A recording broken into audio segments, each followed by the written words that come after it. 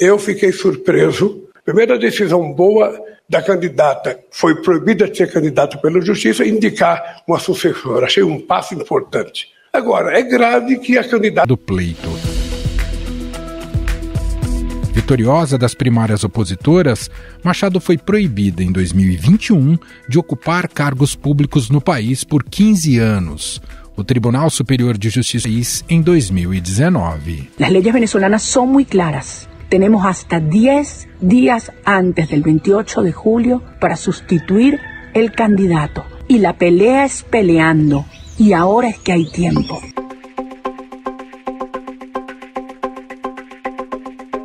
O presidente brasileiro chegou a dar uma declaração polêmica sobre a proibição da candidatura de Corina Machado. Ao falar sobre o caso, Lula lembrou que ao invés dele ficar chorando quando foi impedido de se candidatar, indicou outra pessoa. Eu fui impedido de concorrer às eleições de 2018. Ao invés de ficar chorando, eu indiquei um outro candidato e disputou as eleições. A declaração foi duramente criticada por políticos no Brasil e pela própria Corina Machado, que escreveu nas redes sociais, abre aspas, "Eu chorando, presidente Lula? O senhor diz porque sou mulher? Estou lutando para fazer valer o direito de milhões de venezuelanos que votaram por mim nas primárias e os milhões que têm direito de votar em umas eleições presidenciais livres nas quais derrotarei o Maduro." Fecha aspas.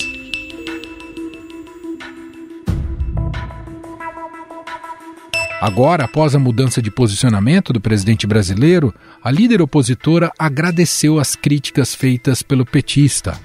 Abre aspas para ela novamente. "Agradeço aos presidentes Emmanuel Macron, Luiz Inácio Lula da Silva e Gustavo Petro por suas posições nas últimas horas, que reafirmam que nossa luta é justa e democrática." Fecha aspas. O novo tom do governo brasileiro em relação às eleições na Venezuela começou com uma nota do Itamaraty. Olha, uma espécie de reviravolta diplomática. Em uma nota, o governo brasileiro declarou que acompanha com preocupação o desenrolar do processo eleitoral na Venezuela. O governo ditatorial de Maduro respondeu com rispidez. Na ocasião, o ministro das Relações Exteriores da Venezuela, Ivan Gil, disse que o comunicado parecia ter sido ditado pelo Departamento de Estado dos Estados Unidos, onde são emitidos comentários carregados de profundo desconhecimento e ignorância sobre a realidade política na Venezuela.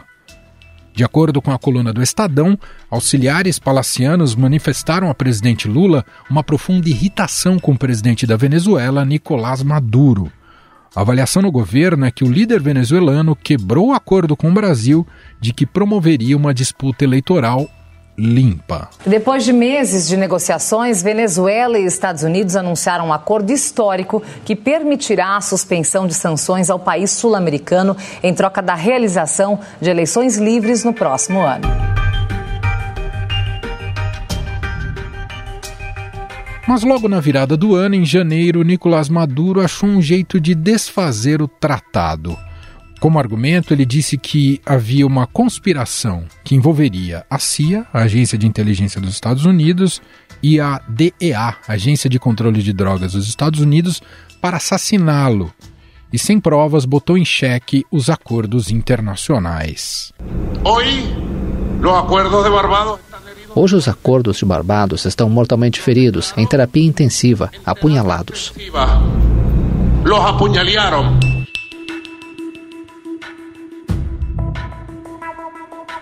Mas essa mudança recente de postura de Lula sobre a Venezuela não acontece somente por uma quebra de acordos. A popularidade do presidente brasileiro vem caindo mês a mês. E um dos motivos apontados é sua aproximação com Nicolás Maduro. Lula tem um histórico de relativizações acerca da ditadura venezuelana.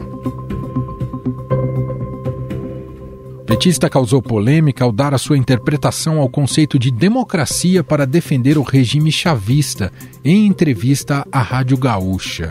Deixa eu lhe falar uma coisa, o conceito de democracia é relativo para você e para mim. Eu gosto de democracia porque é a democracia que me fez chegar à presidência da República pela terceira vez, tá? Por isso que eu gosto da democracia e a exerço na sua plenitude. Quem quiser derrotar o Maduro, derrota nas próximas eleições. Agora vai ter eleições. Não.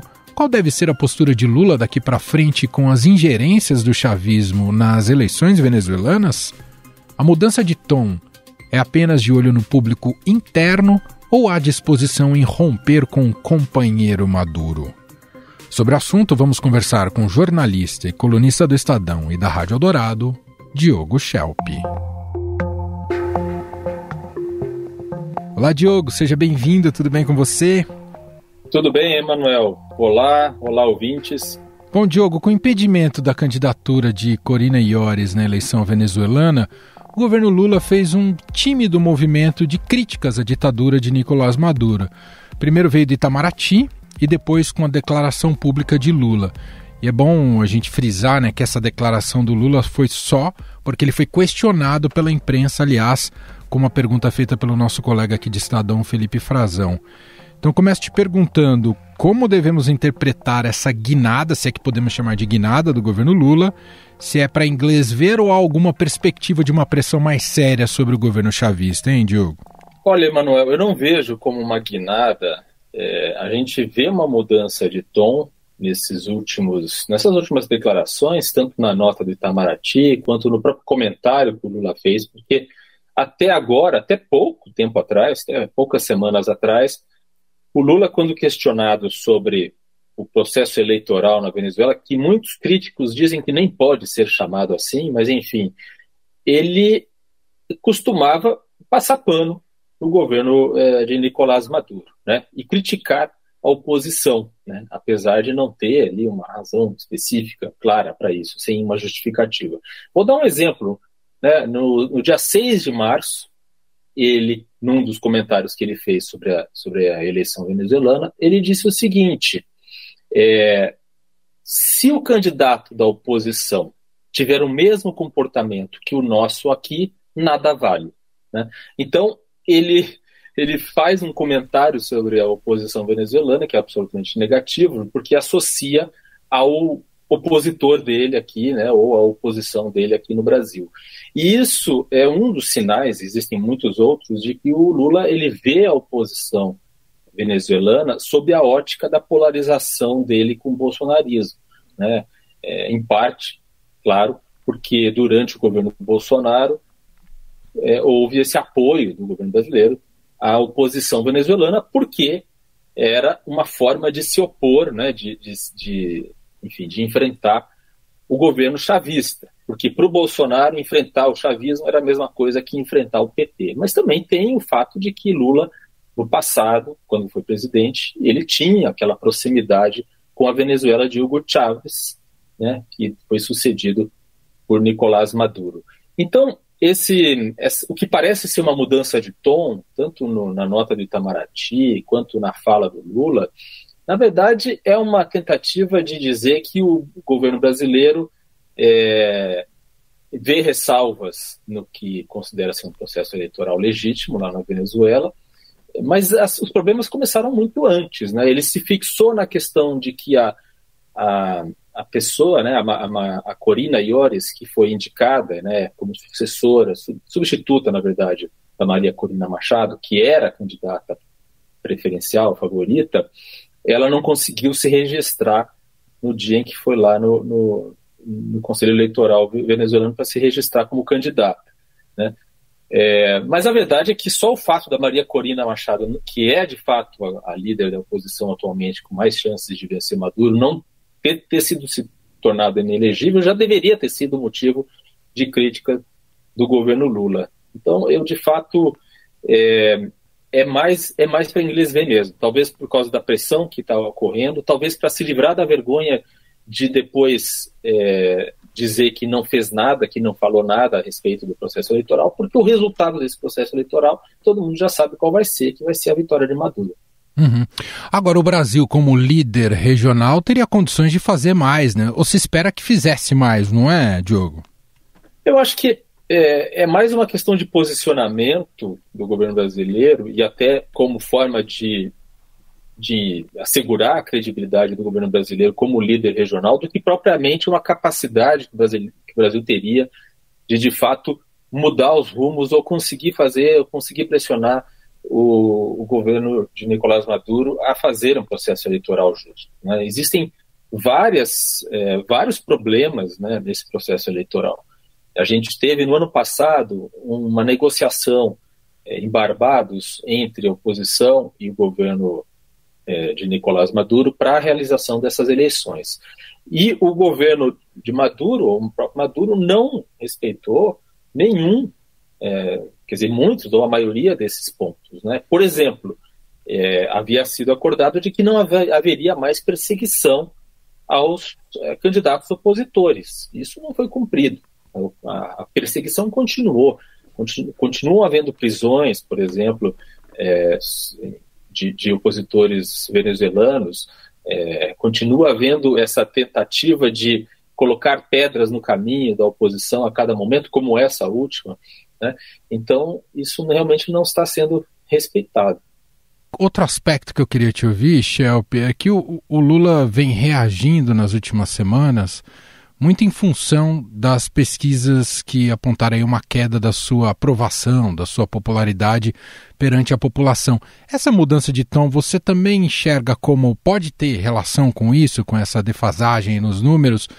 Olha, é possível, é muito difícil quando a gente vê as pesquisas de opinião, né, as pesquisas sobre a aprovação do governo, conseguir exatamente entender quais são os fatores, e são múltiplos fatores que levaram a essa queda de popularidade. Mas teve uma pesquisa, por exemplo, a pesquisa Atlas, que foi feita meses atrás e agora, mais recentemente, e na comparação desses dois momentos de pesquisa, dessas duas fotografias do momento da aprovação do governo, eles identificaram, em uma pergunta específica sobre política externa, que houve realmente uma percepção de piora, né, da política externa brasileira pela população. Então, uma queda ali de 9 pontos percentuais numa pergunta específica sobre o que considera, como avalia a política externa de Lula. Então, pode ter entrado aí nessa equação tanto a questão venezuelana, né, da série de declarações que ele deu de defesa do regime Nicolás Maduro, como as falas dele em relação a Israel, né, aquele enfrentamento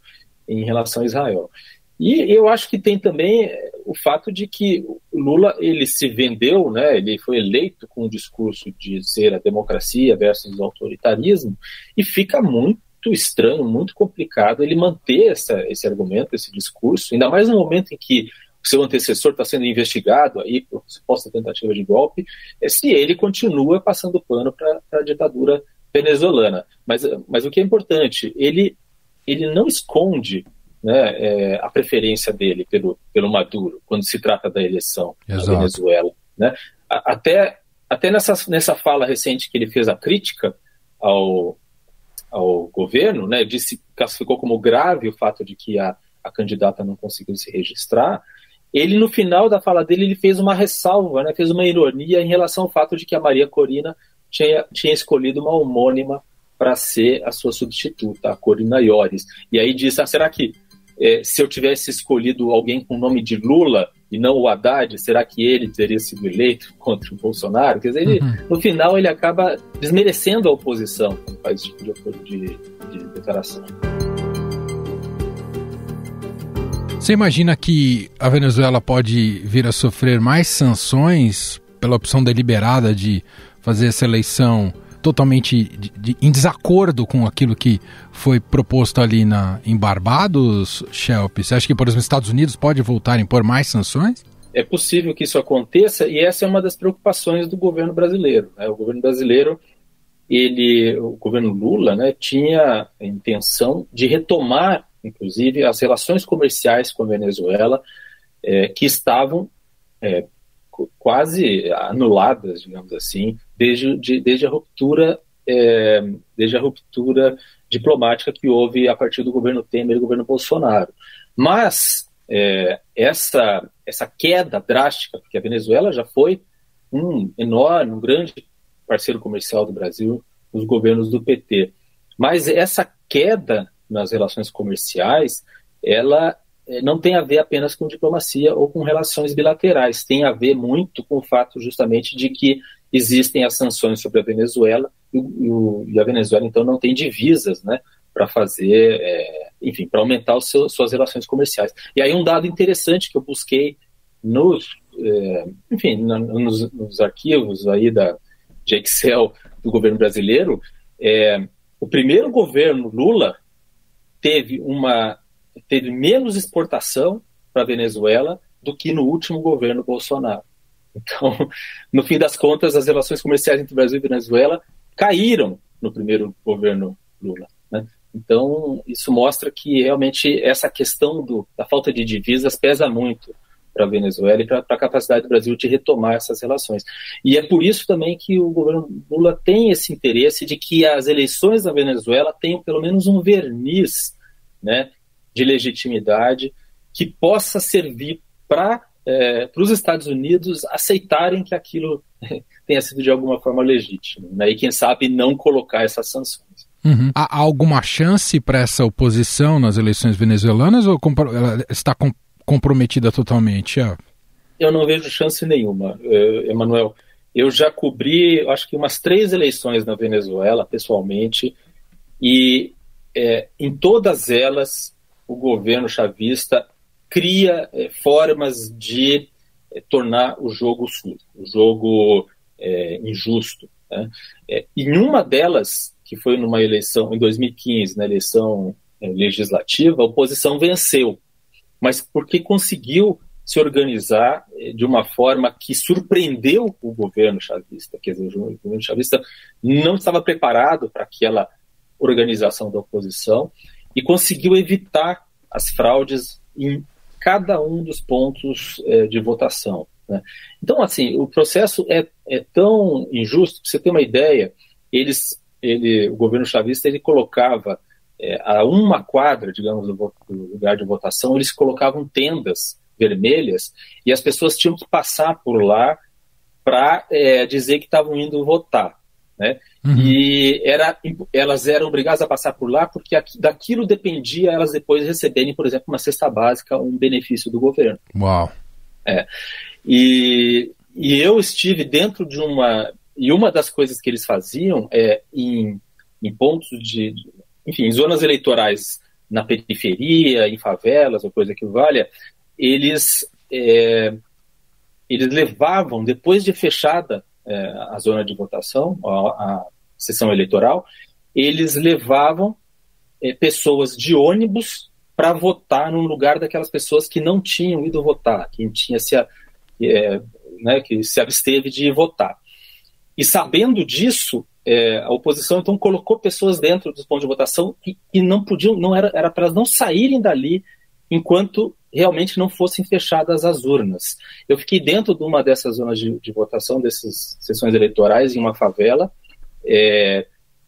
e eles já tinham acabado o horário de votação, o horário oficial, uhum. E as sessões eleitorais continuavam abertas até uma hora e meia depois do fechado horário. Quer dizer, ninguém mais podia entrar, mas eles continuavam com as urnas eletrônicas ligadas. Tá? Então esse tipo de coisa que acontece na Venezuela. E eles vão criando, a cada nova eleição, eles vão criando novos mecanismos para justamente tornar a coisa impossível, de fato, para a oposição. Para a gente fechar, Schelp, te ouvir um pouco sobre esse comprometimento histórico e atávico aí do PT e do Lula com o chavismo e com outras ditaduras de esquerda também. Por que é incapaz de romper com isso? Tem alguma relação com a idealização do socialismo do século XX, Schelp? Olha, é uma relação, isso acontece justamente porque essa relação é muito antiga, né? E porque isso tem uma importância para a mobilização das bases políticas aqui dentro do Brasil também, né? Existe o Fórum de São Paulo, né? O bolsonarismo exagera em relação ao que significa o Fórum de São Paulo, a ameaça do Fórum de São Paulo. Eu estive numa reunião do Fórum de São Paulo no Uruguai, por exemplo, e vi que o que se discute lá não tem impacto nenhum, digamos assim, né? É só um blá blá blá. Mas, por exemplo, quando o Lula assumiu a presidência pela primeira vez, em 2003, o Marco Aurélio Garcia, que depois veio a ser o assessor para assuntos internacionais da presidência, ele já fazia essa diplomacia partidária com, por exemplo, o chavismo desde antes, né? Tanto é que quando teve a transição do Fernando Henrique para o Lula, a Venezuela estava numa situação muito complicada e foi numa negociação conjunta ali entre o governo que estava entrando, que era o de Lula, que tinha já uma relação partidária com o chavismo, que se conseguiu ali uma ajuda do governo Fernando Henrique para o governo venezuelano na forma, se não me engano, de envio de petróleo, alguma coisa assim, de combustível e tal. Então, essa diplomacia partidária que era anterior mesmo à posse de Lula no primeiro governo, ela era muito forte entre o PT e grupos de esquerda como um todo na América do Sul, mas também na Venezuela. E uma coisa curiosa, né? Quando o Lula foi presidente, ao mesmo tempo que o Chávez, eles tinham uma relação que não era uma relação muito simples, muito fácil, né? Eles se consideravam parceiros estratégicos, essa expressão era usada muito, fizeram muita coisa junto. Quando eles iam fazer discurso, eles falavam da amizade, das afinidades e tudo mais, mas eles batiam muito de frente na cena internacional. O próprio Celso Amorim tem um livro que é uma espécie de compilação de diários, né, mas especificamente sobre o período, sobre a questão da América Latina, sobre assuntos da América Latina, e ele diz lá que a Venezuela era uma pedra no sapato para a diplomacia brasileira. Por exemplo, quando o Brasil tinha interesse em uma instância multilateral de comércio, por exemplo, e a Venezuela votava contra o Brasil, ou se colocava contra o Brasil, sabe? Isso acontecia com muita frequência, e mesmo assim, por essa proximidade, por interesses comerciais, e também a gente sabe, nada republicanos que aconteceram, né, como a influência das empreiteiras no governo Lula e no governo Chávez, eram as mesmas empreiteiras que tinham influência nos dois governos, isso tudo fez com que os dois países se aproximassem bastante naquele período, mesmo sendo uma pedra no sapato para a nossa diplomacia. Bom, nós ouvimos aqui o colunista do Estadão, da Rádio Eldorado, Diogo Schelp, participando mais uma vez aqui com a gente. Mais uma vez, obrigado, Diogo, e até uma próxima. Muito obrigado, até mais.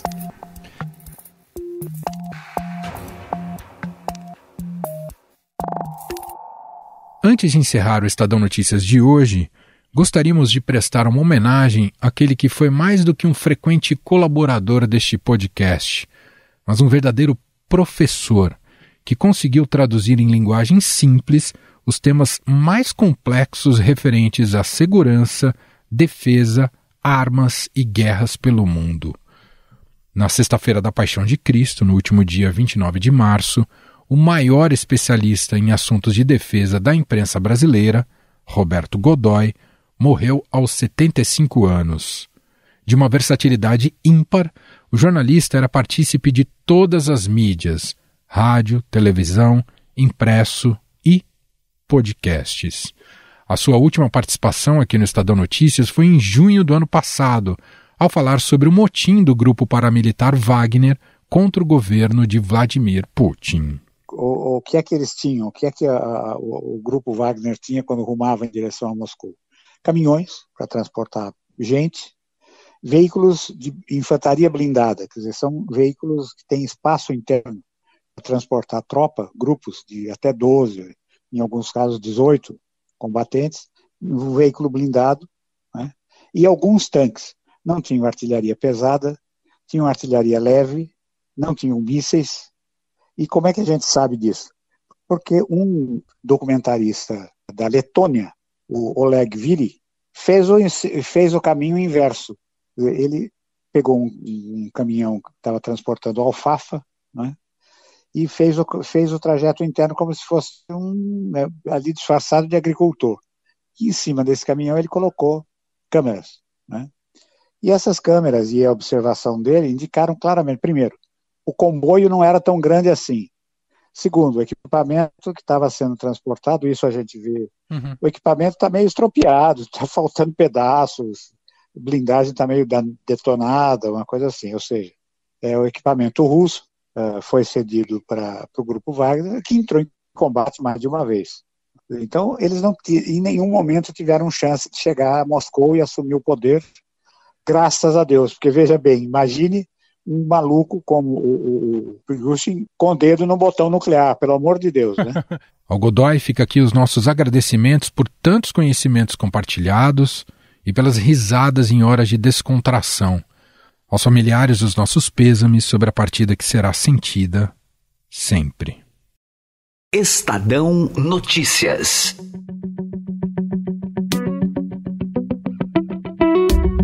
Este foi o Estadão Notícias de hoje, terça-feira, 2 de abril de 2024. A apresentação foi minha, Emanuel Bonfim. Na produção, edição e roteiro, Gustavo Lopes, Jefferson Perleberg e Gabriela Forte. A montagem é de Moacir Biasi. Escreva pra gente no e-mail podcast@estadão.com. Um abraço para você e até mais.